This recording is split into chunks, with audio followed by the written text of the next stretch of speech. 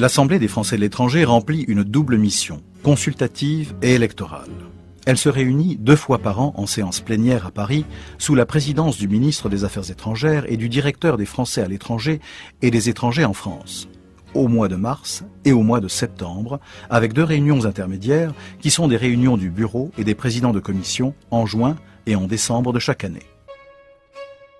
La première mission de l'Assemblée des Français de l'étranger est une mission consultative auprès du gouvernement. En effet, la loi assigne à l'Assemblée des Français de l'étranger cette mission de conseil du gouvernement, d'où le titre de conseiller que portent les membres de cette Assemblée. Le ministre des Affaires étrangères, en qualité de président, définit les objectifs et les priorités que cette Assemblée doit aborder et atteindre. Le président est secondé par 3 vice-présidents qui sont élus par les 155 membres de l'Assemblée. Le collège des vice-présidents a une mission de réflexion, de proposition, d'animation et de communication. La seconde mission de l'AFE est une mission électorale. En effet, à chaque élection sénatoriale, cette assemblée se transforme en collège électoral, puisque ces 155 membres élus élisent à leur tour les sénateurs représentant les Français établis hors de France. L'AFE désigne ou élit également des représentants qui siégeront dans les différentes institutions ou organismes publics concernés par la mobilité internationale. 2 représentants au Conseil économique, social et environnemental sont nommés pour 5 ans par le Premier ministre sur proposition du ministre des Affaires étrangères qui a auparavant recueilli l'avis de l'Assemblée des Français de l'étranger. L'AFE désigne également 3 administrateurs de la Caisse des Français de l'étranger et élit 15 administrateurs représentant les assurés au sein de cet organisme, présidé depuis sa création en 1984 par le sénateur Jean-Pierre Cantegrit. Un représentant au conseil d'administration de l'Agence pour l'enseignement français à l'étranger, 2 représentants avec voix délibérative à la Commission nationale des bourses, 2 à la Commission permanente pour l'emploi et la formation professionnelle, 1 au Conseil national de l'aide juridique, 1 au Conseil départemental de l'accès aux droits de Paris, 3 au Conseil pour la protection sociale des Français de l'étranger. Enfin, les 3 vice-présidents de l'Assemblée sont membres de droit de l'Association nationale des écoles françaises à l'étranger, l'ANEF. Le rôle des sénateurs est de relayer les propositions, les motions, les résolutions et les vœux conçus par l'Assemblée des Français de l'étranger auprès du Sénat, de l'Assemblée nationale et du Conseil économique, social et environnemental.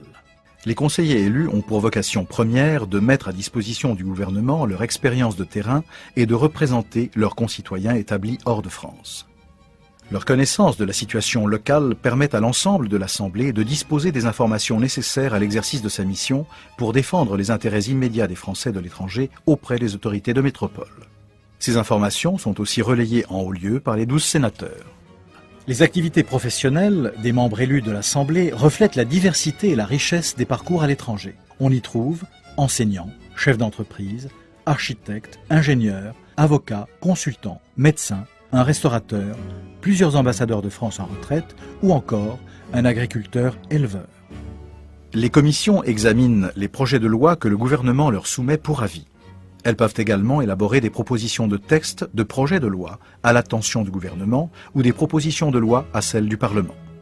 Elles préparent des rapports, des recommandations, des résolutions et des vœux qui, une fois adoptés par l'Assemblée, seront transmis à leurs destinataires, ministres de tutelle, parlementaires, commissions gouvernementales, comités nationaux de réflexion, les questions de société dans lesquelles il convient de faire valoir l'existence et les intérêts des Français de l'étranger, telles leur protection sociale, les aides sociales qui leur sont accordées, le secteur de l'enseignement, la sécurité des Français établis hors de France, leurs droits et leurs devoirs.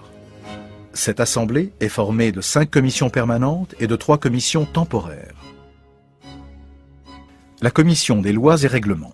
Elle donne son avis sur les projets de loi, décrets, arrêtés et circulaires concernant les Français de l'étranger, examine les questions de nationalité, d'état civil et d'élection.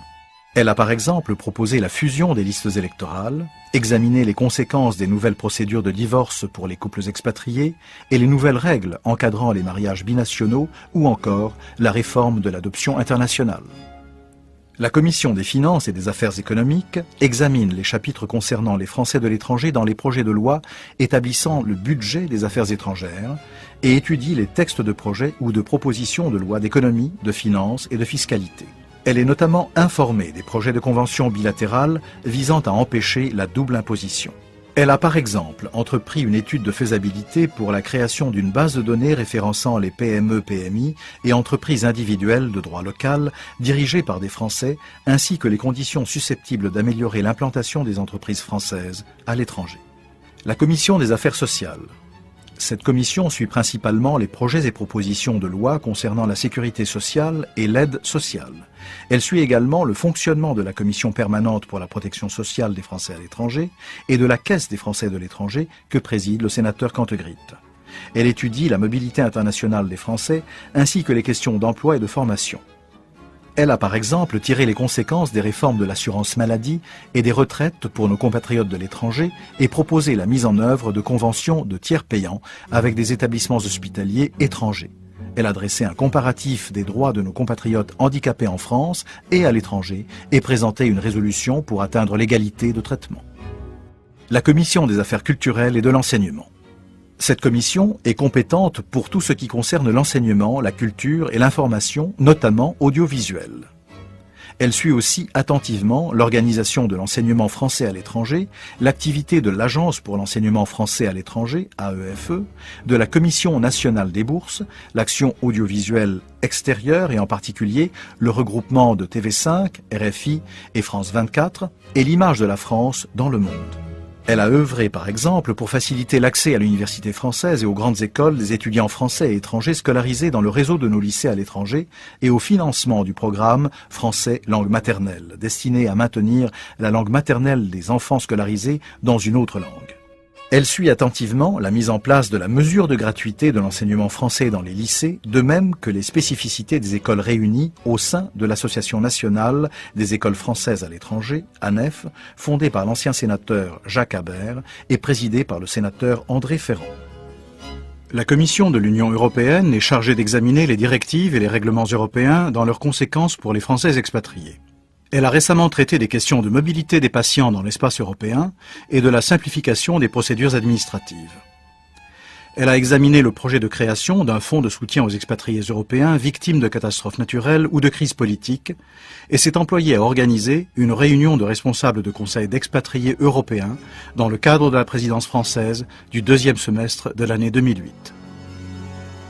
En septembre 2006, l'Assemblée a obtenu la création de 2 nouvelles commissions temporaires. L'une, chargée de la sécurité des Français à l'étranger, a élaboré des propositions adaptées au contexte d'insécurité grandissante dans le monde. L'autre, chargée de la participation électorale des Français établis hors de France, a eu pour mission d'envisager des propositions pour faciliter le vote aux scrutins nationaux et à l'élection des conseillers à l'Assemblée des Français de l'étranger. Un groupe communication a aussi été créé pour gérer l'image de l'Assemblée des Français de l'étranger dans le secteur de la communication. La Commission temporaire de la sécurité a été créée en septembre 2006 pour tirer les leçons de la crise ivoirienne de l'année 2004 et de l'évacuation en catastrophe des ressortissants français du Liban lors de la guerre avec Israël de l'été 2006. Les questions de sécurité sont en effet le principal frein à l'expatriation et la préoccupation constante de nos communautés.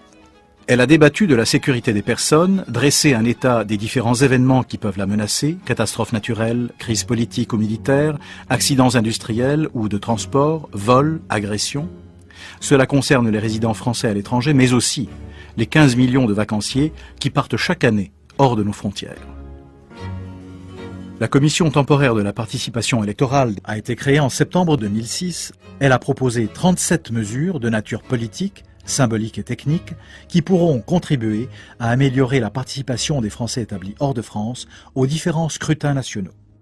Elle a également mis en place un comité de suivi sur la nécessaire simplification du vote par Internet pour les prochaines élections de l'Assemblée des Français de l'étranger. La Commission temporaire des anciens combattants a été créée en 1991. Elle est composée de 32 membres. Elle est restée temporaire depuis 1991.